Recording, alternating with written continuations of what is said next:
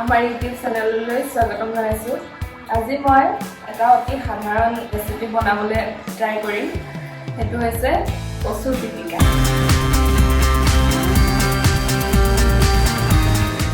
আপোনালোকে হয়তো খাই পাইছে বহুতে। আহক আমি এতিয়া কচু পিটিকা বনাবলৈ আৰম্ভ কৰোঁ। কচু পিটিকা বনাবৰ বাবে এইখিনি আমি কচু লৈ লৈছোঁ।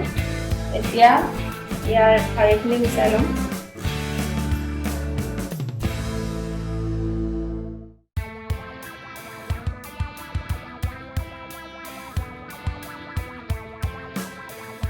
পিটিকাটো বনাবৰ কাৰণে আমি কেইটামান নহৰু, আদা, জলকীয়া আৰু অলপ কুটি থেকেৰা লৈছোঁ। আদা, নহৰু আৰু জলকীয়াটো এতিয়া ধুনীয়াকৈ খুন্দি ল'ম।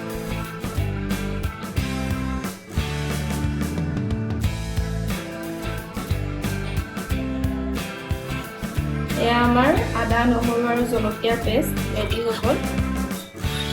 এতিয়া এখন প্লেটত এনেদৰে উলিয়াই লৈছোঁ। কচুখিনি ভালদৰে পানীৰে ধুই লৈছোঁ। এটা বাচনত কচুখিনি লৈ লৈছোঁ।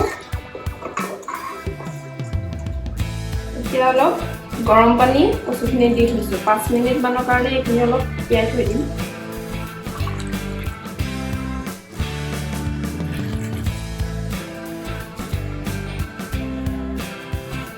যদি আপোনালোকে কচু খাবলৈ ভয় কৰে, এনেকৈ অলপ সময় গৰম পানী তিয়াই থৈ দিব, তেতিয়া আৰু ধৰাৰ চান্স নাথাকে।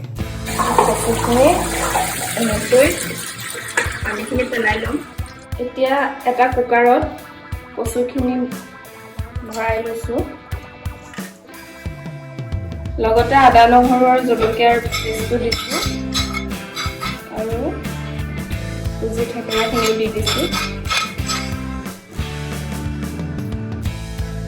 এতিয়া নিমখ দিছোঁ, অকণমান তেলো দি দিছোঁ ইয়াত।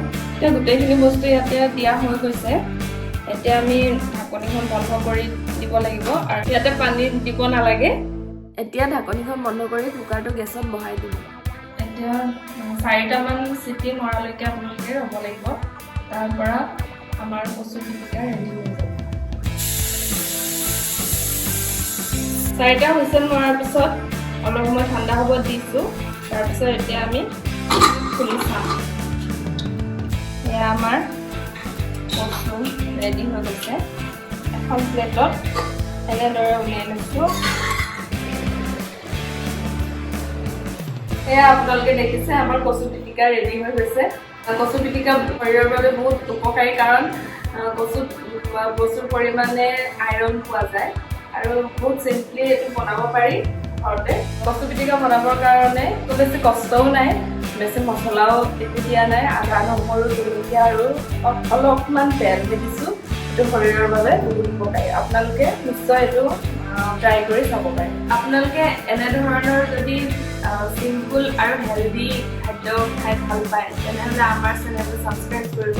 আমি এনেধৰণৰ সৰু সৰু চিম্পুল হেল্ডি ৰেচিপি দি থাকিবলৈ চেষ্টা কৰিম। ধন্যবাদ।